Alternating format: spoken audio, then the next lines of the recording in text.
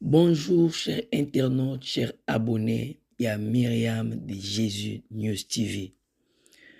Ndenge tobisi bino toza na sango ya mawa.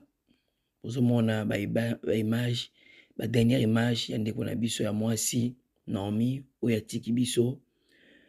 Toza na minga koloba te kasi biso totika kaka boyoka ndeko na ye, moninga na ye, collègue na ye Cardozo akobetela biso lisolo en détail bokoyoka qui était Naomi. Malheureusement tokomo loba Naomi na passé akoyebisa biso qui était Naomi, makambo nini elekanaki tamba voyageaki côté o Naomi akenaki kokota na liwa, makambo nini elekanaki na piscine na ndenge Naomi akufaki.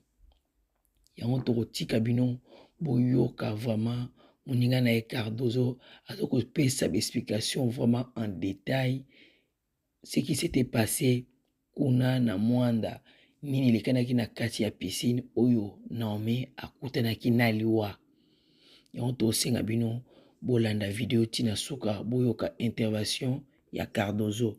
Et puis tosengi na bino bandeko pour s'abonner massivement à la chaîne à bino Myriam de Jésus News TV. Pamate bokoyoka suite ya bobsek ezala ndenge nini bokoyoka pe ba famille mbala sima ya onto senga bino pour s'abonner massivement na chaîne à bino Myriam de Jésus News TV pour vous manquer eloko moko te. Et surtout pour ça ko partager te, pour ça na pe ba like te, pour ça na posa conseil au commun biso. Bocha ba commentaire toza wana pona koyoka bino mais mafinga ndi kaka te. Totiki bino bolanda moninga ya Naomi ndeko ya Naomi Cardozo oyo azokoyebisa biso liwa ya Naomi eyaki ndenge nini, makambo nini elekanaki kuna. Vraiment to présenter ba condoléances na libota ya Naomi minga koloba eza te po eza pasi eza mawa. Totiki bino bolanda Naomi na etikala oyeba ete nayeba Naomi te nayoka pe Naomi te, mais je m'en souviens au mois de novembre, début octobre, fin octobre, novembre, mon coach, mon président à moi, Dacosta, a invité un film à Dina la douce. Fana joué film et à quartier, de la macabre quartier. Et puis, ma copine Nangami Balé, il y avait Sarah Massiala et puis Naomi. Mais Sarah Massiala, ça va gérer ma copine Oyo. Bah, soutenir Baninga na ma bête quoi. Alinga reçu ça Moninga toujours na raison. Et puis na voix. Mais Naomi, c'était une copine Oyo, na relation amoureuse avec Grace Luzolo et donc aussi Baté. Mais elle est toujours là prête pour nous aider des camarades, des copines, des Cardozo, n'a pas problème naïe. Or Cardozo c'était une fille de ouf. Une fille de la vie d'Acosta, n'a Diane Kamwanga, Aïba Diane Kamwanga d'Acosta. Et Naomi elle a qui wana pour aider na plan nga quoi. Elle m'a toujours soutenu cette fille. C'était ces jours que j'avais, c'était ces jours-là que j'avais connu Naomi. Et puis quand je jouais sur scène, je lui ai demandé mon premier tableau, si je m'en souviens, c'est qui tableau au Falabo que la Diane Kamwanga Maï.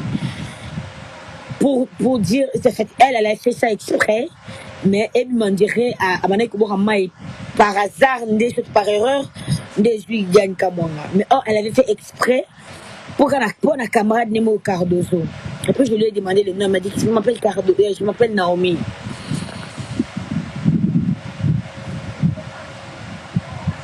On a joué. Le deuxième jour, c'était chez moi à la maison. On a joué quelques tableaux, mais il fallait qu'il preste. Le spectacle est mort parce qu'il y a Ina. Il fallait qu'il nous preste. Na Diane. On a reporté les tournages. Alors le jour où on a reporté, et le président d'accord, c'est non. Quand les fasse chez toi, on a mis une fille, on a mis ça, c'est-à-dire Diane, Sarah Massiala, Naomi et Cardozo et Zalana. Tout ça là qu'on a d'accord. Mais à 19h, il fallait mon abattoir qui nous represtait à Saint-Bisso. Et puis je m'en souviens très bien.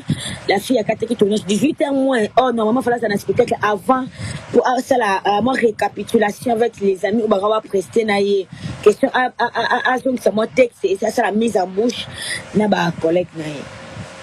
Et tout bas qui reporté tournage les sous pour elle. Et le jour où on devait reporter, le jour où il y a un jour à reporter tournage, je disais que les jours où il fallait voyager, il y a un mec qui est Turquie, business sur le mec qui est Turquie, il fallait bien voyager. Alors, on s'était dit, ce qui est possibilité, il y a tant tout ça là, pour aider pour mettre mon ligne, on a dû voyager, à ce temps à repos et puis à Kende.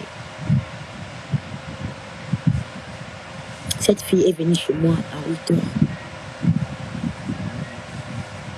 Je dormais encore.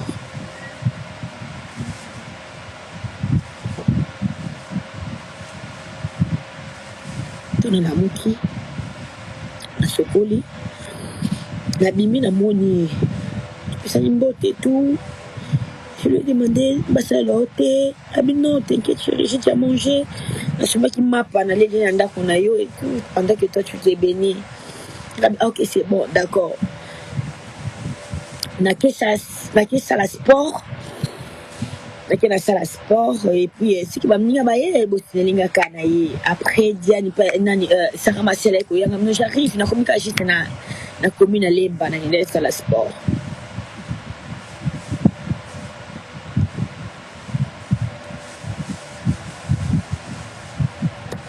J'ai jamais pleuré comme ça devant la caméra.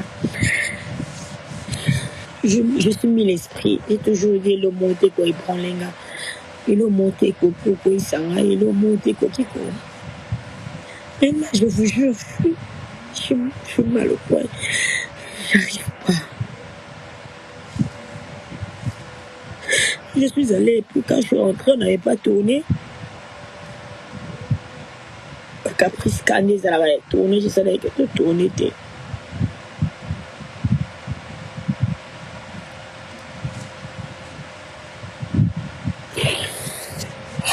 Et depuis ces jours,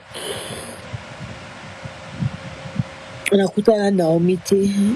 Malheureusement, tout ça pas la numéro. Mais après, ton nom c'est la Diane, out à Turquie, Aya. Pour que ton bande film, il y a dit nana. Il dit que notre Diane qui n'est qu'aux États-Unis, chez son, il y a qu'un Canada et pas mal. Il dit donc.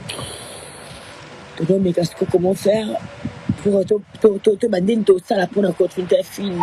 Aujourd'hui, je suis allée dans le tournage. En fait, elle est sur Naomi à Koufi. En fait, il y a combo. Vous voyez, il y a idée à combo dans les shootés. Ça va le big non, à jouer à tel et tout. Non, mais à ce moment passe. Moi, je me dis, comment est-ce que Barcelone n'aura pas passé, mon centre qui passe, Ernest qui passe, Ada qui passe, Chapelet qui passe, Dorvi qui passe. C'est que fut aïe bani. Tu vous voyez, vraiment les milliers de bisous et tu es banaraye, banarabichou en Jodingue, c'est pas Jodingue.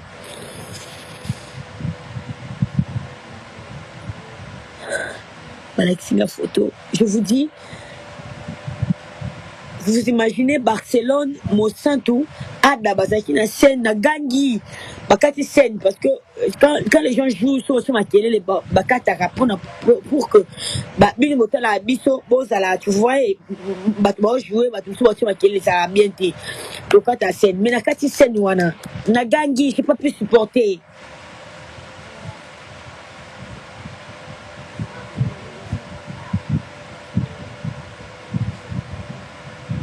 Coco jouer sur le pied. C'est 30 ou 45 tableaux, tout ça là par jour. Nous avons fait que 14. On n'a pas pu.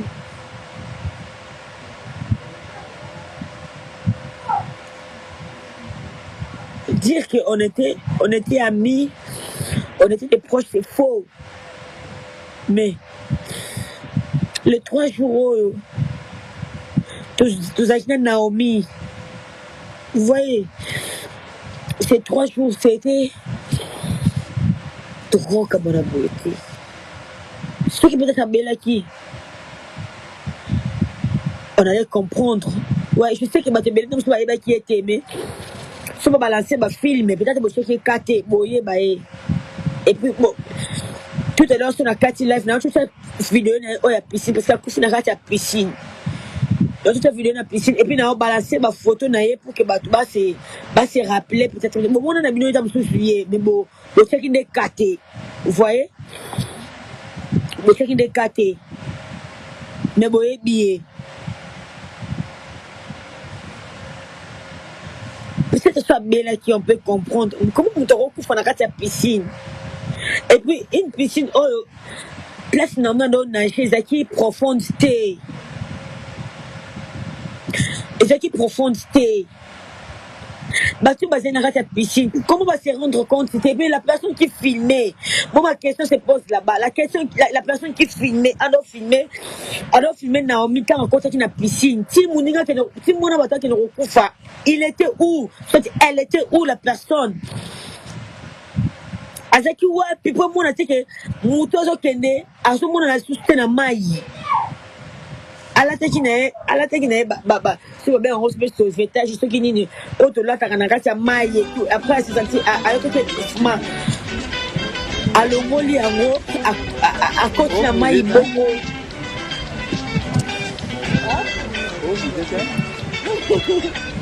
okoganga bonne année, parce que nous le premier, parce que le 2 c'est bon, parce que nous avons pris le 2. À mon équipe 2022, elle a vu ça. Elle a vu ça. Kusika na Mwanda.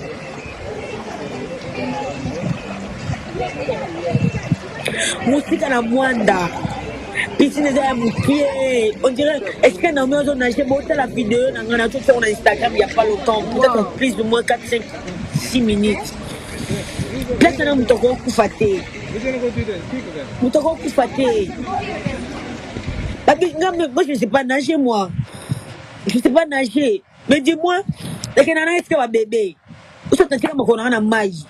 Est-ce que nous avons dit que non, on met un maïté? Attends, comme la maille, moi, jamais rencontré la maille à disparaître. Et pas toi, moi, là, la maille, non. Tu vois, mais c'est surtout les rois des années arabes, Tumba. La vie et la mort. Il y a, Moutabundaka, Moutabunda, la zone patinée, la maille, les gens peuvent. Et puis, chose étonnante. Bah, même moi, si moi, ça bassin à brancard. Je sais pas, il y avait pas des gens qu'on réanimait parce que les moumounes étaient revimba, qu'on réanimait mais ça maille. Ah, tout le monde faisait ma belle plombe.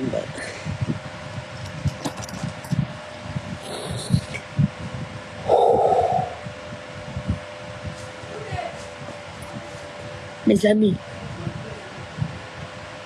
de tout.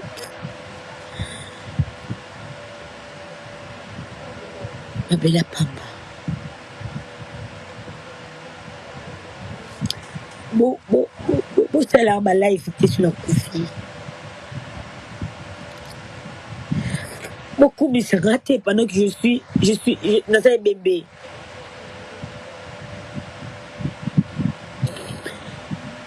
Bon, le bobo là, me sont ratés pendant qu'il y a un cercueil.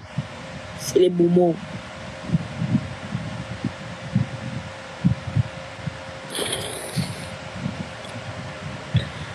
J'étais avec Ada, Jorvi, Ernest, Monsanto.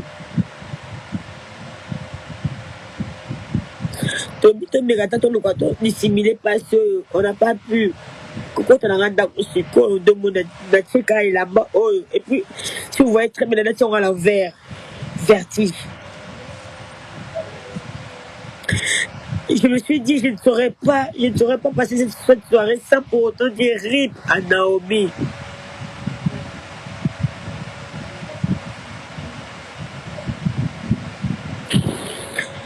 Une si jolie femme.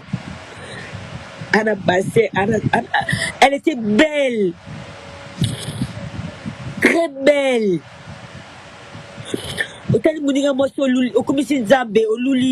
était belle. Mais elle aurait bombé, piscine. Il y a pas miki, ma bébé. Oh, Nefi, elle a encore fils. Mon fils Nefi, lors de son anniversaire. Piscine, oh, ce rôle-là, elle est qui, oh, Naomi, autre chose, parce que, oh, encore fils, c'est qui profonde. Oh, Naomi, c'est qui profonde. Et là, comme Naomi, et comme Naomi, mais Bomi, quand la mort frappe à ta porte, tu es incapable de dire non, ou ça n'était préparé. Celui-là, il était que tu ouvres la porte ou pas. Et Fongwama Yangomoko. Je peux mourir aujourd'hui. Je peux mourir demain. On a toujours... Les œuvres ne parlent pas à la place de la personne, de l'artiste. Parce que après 10 mois, il a 2 ans. Bobo Salanga. Peu importe mes œuvres. Botana Kilelo. Vous voyez, Botana Kilelo.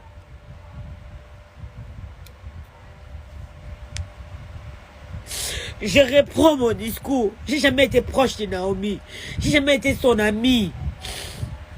Mais les 3 jours où tu écoutes Naomi, en fait, Misso, c'est le roi papa, maman. En fait, c'est le roi maman, la Misso, le théâtre, c'est notre papa. Vous voyez? Au coup, tu as un lelo, beaucoup de voitures solo, beaucoup de balamo, master. Vous voyez? Bon, mais c'est un balamo. Ceux qui possibilité ça, vous avez un numéro, vous avez un numéro, vous commandez. Ceux qui possibilité ça, d'abord, écoute, ma copine, c'est comme ça nous sommes. C'est comme ça on est. Vous voyez?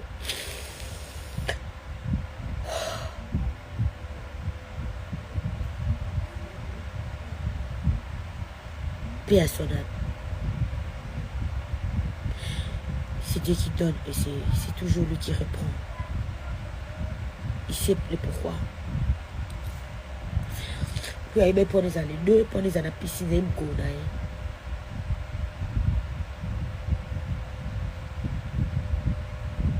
Mais il n'y a pas ces accords qui.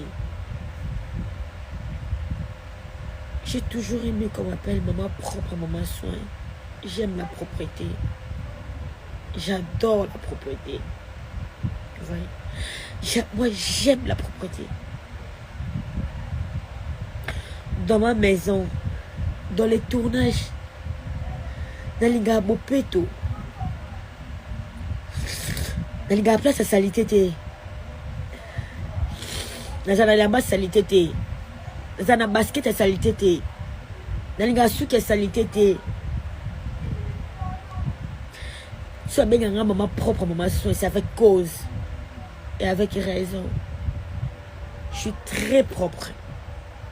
Mais je me suis rendu compte qu'il y a une Cardozo, on a brancard, on a sous on a fini qu'il a commencé qui m'embouait, je ne sais pas, le kebab on a habité. Brancard, on a matière combien de personnes.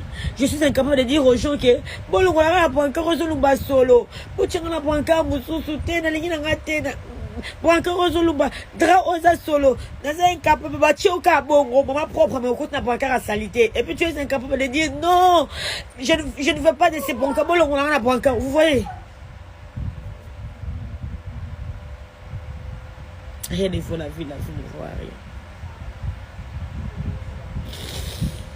Excusez-moi si je vous ai attristé.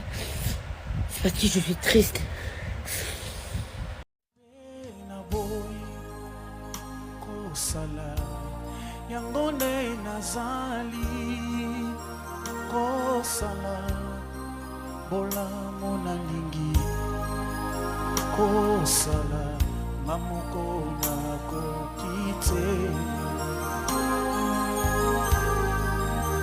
Mabena boy kosala yangone nazali kosala bola mona lingi kosala mamoko na kokite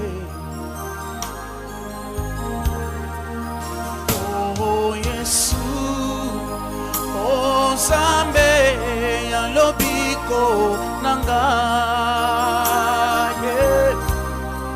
nasengi na yo o Nzambe yakayo sunganga oh Yesu o Nzambe alobiko nangai nasengi na yo oh Nzambe yakayo sunganga yebisa Yesu ayakosunga yo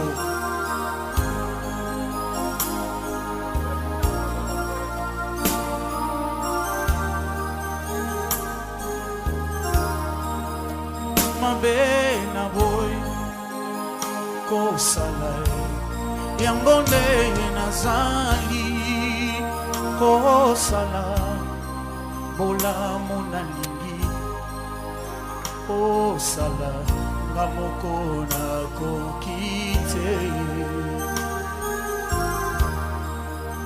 mabe na boy kosala yango nde nazali kosala bolamu nalingi kosala nga moko nakoki te. N'hésitez pas à liker la vidéo si elle vous plaît et si vous êtes nouveau sur la chaîne, n'oubliez pas de vous abonner et d'activer la notification pour ne rater aucune de nos prochaines